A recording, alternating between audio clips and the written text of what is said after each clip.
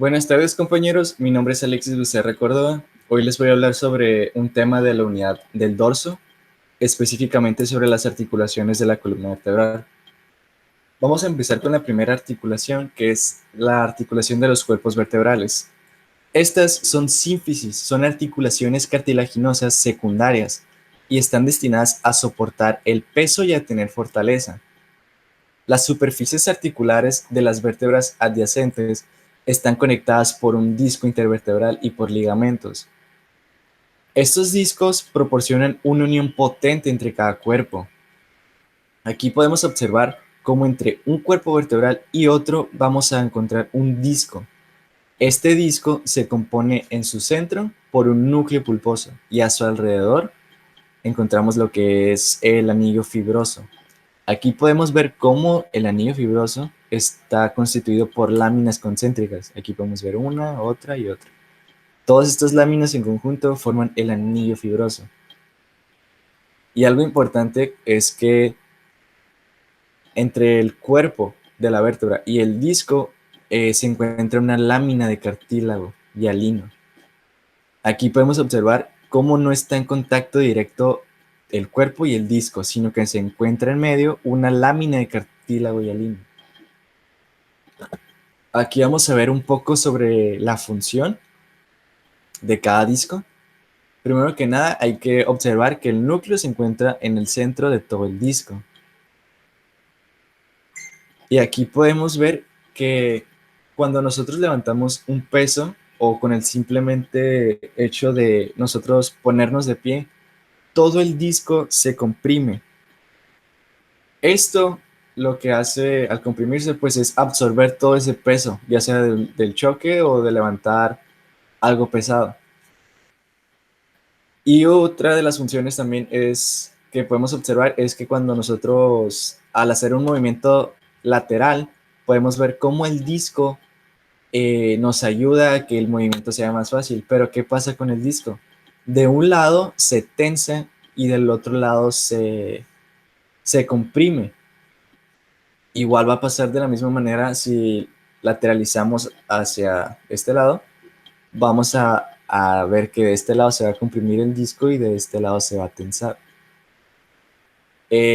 Todos estos discos intervertebrales constituyen entre el 20 y el 25% de toda la longitud total de la columna vertebral. El núcleo pulposo es importante ver que se vuelve más ancho al comprimirse, como les comentaba. Al comprimirse, al recibir un peso, al cargar algo pesado, el núcleo se comprime y es más delgado. La compresión y tensión ocurren simultáneamente en el mismo disco durante ya sea la flexión lateral o anterior o la extensión de la columna. Algo muy importante que vamos a ver también bien más adelante es que entre C1 y C2, que son las vértebras atlas y axis, no se encuentra un disco intervertebral, pero eso lo vamos a ver un poquito más adelante. Y también es importante mencionar que el disco funcional más inferior de toda nuestra columna se encuentra localizado entre la L5 y S1. Cada disco intervertebral varía su grosor dependiendo la región en donde se encuentre. Vamos a ver que en cervical y lumbar puede ser que el grosor es un poco mayor, mientras que en las torácicas es un poco más uniforme todo el disco. Y esto debido a su diversidad de morfología de todo el grosor, ocasiona las curvaturas secundarias de la columna vertebral, ya sea que el disco en la parte posterior esté más grueso y más delgado en la parte anterior. Esto le da la curvatura a la columna, pero esto lo vamos a ver un poco más adelante en otro tema. Otro tipo de articulación son las articulaciones uncovertebrales. Estas se desarrollan a partir de los 10 años de edad. Estas se localizan entre las superficies mediales de las apófisis unciformes, que son estas, de cada vértebra, y las escotadoras laterales de la cara intervertebral inferior. Estos son de vértebras cervicales. Estas superficies están cubiertas por cartílago y entre ellas se desarrolla una hendidura o cápsula o cavidad articular. Aquí, esta cavidad, esto forma una articulación uncovertebral. Lateralmente está limitada, como ya lo mencioné, por tejido conectivo que actúa como una cápsula articular. Aquí vamos a observar un poco mejor cómo la apófisis unciforme y la parte inferior de la vértebra que está arriba van a formar una hendidura. Esta hendidura es una articulación uncovertebral. Y como ya les mencioné, es importante saber que estos tipos de articulaciones se encuentran de C3 a C7. Aquí podemos ver un poco más grande la imagen de cómo se mira una articulación incovertebral. Aquí está la apófisis unciforme lateral, esta y este todo es el cuerpo vertebral y entre ellas se va a formar la articulación. Otro tipo son las articulaciones de los arcos vertebrales o cigoapofisiarias. Estas articulaciones son sinoviales planas formados entre los procesos articulares superior e inferior de las vértebras adyacentes. Estos son los procesos articulares de la vértebra superior y de la vértebra inferior, y entre ellas se da la articulación cigoapofisiaria o de los arcos vertebrales. Estas permiten movimientos de deslizamiento entre los procesos articulares. Esto, como le explica, nos ayuda a que haya deslizamiento entre la parte superior y la parte inferior. Aquí podemos ver unas diferencias. Esta es una de una lumbar. Podemos ver cómo son diferentes en su ángulo. Este puede ser más vertical, este ser un poco más horizontal. Y como les digo, varían entre si es torácica, si es cervical o si es lumbar. Otro tipo que vamos a ver son las craniovertebrales. Estas más que nada se dan entre C1 y C2 y el hueso occipital.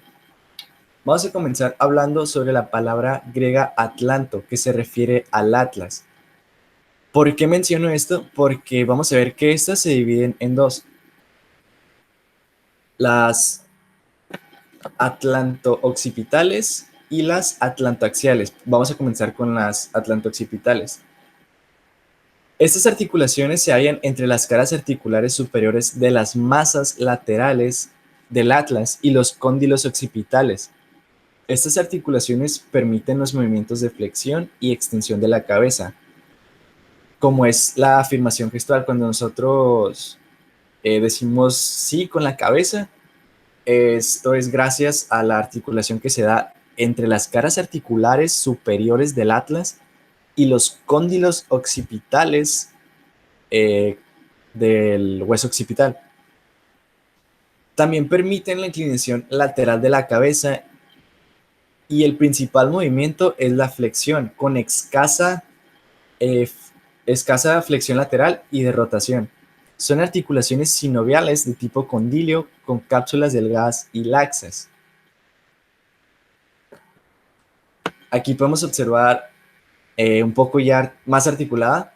Aquí esta es la articulación atlanto-occipital.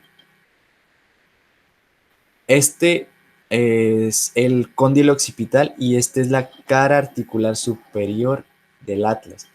La vamos a tener de este lado, pero no se alcanza a ver por la cápsula que crea el ligamento que se encuentra aquí. Entre cada articulación va a haber un ligamento que la refuerza. Y el otro tipo de la cráneo vertebral es la articulación atlantoaxial. Esta articulación se da entre C1 y C2, pero vamos a ver que hay tres tipos, que son dos laterales y una media. Las laterales se dan entre las caras inferiores de las masas laterales de C1, aquí es una cara inferior lateral, y la cara superior de C2. Y la media se da entre el diente de C2, perdón, ese es el diente de C2, y el arco anterior del atlas. Esas articulaciones son de tipo sinovial planas, mientras que la articulación atlantoaxial media es de tipo trocoidea. El movimiento en las tres articulaciones permite que la cabeza gire de lado a lado, como en la negación gestual, como cuando decimos que no. Durante este movimiento, el cráneo y C1 y C2 rotan como si fuera una sola unidad. En esta imagen vamos a ver un poco mejor cómo son estas articulaciones. Esta es la articulación atlantoaxial lateral, que se da entre la cara articular inferior del atlas y la superior del axis. Y aquí podemos ver la atlantoaxial media. Esta se da por el cuerpo, con el arco anterior del atlas y con el diente del axis. Otro tipo de articulación son las articulaciones costovertebrales. Esto quiere decir que es cómo se articula una costilla a la columna vertebral. Aquí vamos a encontrar de dos tipos, que se une de la cabeza de la costilla a un disco intervertebral y cómo se une el tubérculo de la costilla a las fositas para el tubérculo de la columna. Ok, vamos a empezar con la de la cabeza de la costilla. Esta se articula con la fosita costal superior de la vértebra correspondiente del mismo número y la fosita costal inferior de la vértebra superior a ella, y con el disco intervertebral adyacente que une a las dos vértebras. Esto quiere decir que la cabeza de la costilla se va a articular directamente con el disco intervertebral que hay entre cada cuerpo. Esto obviamente es correspondiente con el mismo número. Aquí podemos ver que es la costilla número 7 y se articula con el disco que hay entre la T7. Tiene que corresponder el mismo número. Aquí podemos ver, ese es el tubérculo, que es en donde se va, la fosita para el tubérculo, perdón, en donde se va a unir el tubérculo de la costilla. Y aquí en las hemicarillas se va a articular directamente la cabeza de la columna. El otro tipo son las articulaciones costotransversas. Esta, como ya les mencioné, es la que se forma entre el tubérculo costal de la costilla y la apófisis transversa de la vértebra torácica. Esta, lo que se alcanza a ver de la vértebra es la apófisis transversa y el tubérculo aquí se articula. Para que quede más claro, las costotransversas se articulan directamente aquí en la apófisis transversa y la cara se articula directamente con el disco. Otro tipo que vamos a ver son las articulaciones sacroiliacas. Estas son articulaciones complejas, fuertes, que soportan peso y constan de una articulación sinovial anterior y una sindesmosis posterior. Estas articulaciones vamos a ver que es importante porque unen los esqueletos axial y al apendicular inferior. Aquí podemos ver cómo se encuentra la articulación sacroiliaca. Vamos a tener también una articulación sacrocoxígea, que aquí se encuentra un disco intervertebral. Y una importante también es la lumbrosacra. Vamos a empezar con la articulación lumbosacra. Esta se articula entre la vértebra L5 y S1. Se articulan anteriormente mediante la articulación intervertebral formada por el disco intervertebral de L5 y S1, situado entre sus cuerpos y las dos articulaciones cigoapofisiarias posteriores entre los procesos. Aquí podemos ver la articulación cigoapofisiaria y el disco se encuentra entre L5 y S1. Y por último tenemos la articulación sacrocoxígea. Esta se da entre el vértice del sacro y la base del coxis. Aquí, lo que está marcado en rojo, se encuentra un disco intervertebral. Aquí estamos viendo una vista anterior y una posterior. Esa es una articulación cartilaginosa secundaria con un disco intervertebral, como ya les mencioné. Y lo que los une es un fibrocartílago y ligamentos. Como ya les mencioné, unen el vértice y la base del coxis. Esos ligamentos sacrocoxígeos anterior y posterior son cintas largas que van a reforzar a la articulación. Y por mis partes todo. Espero que les haya quedado claro y muchas gracias por su atención.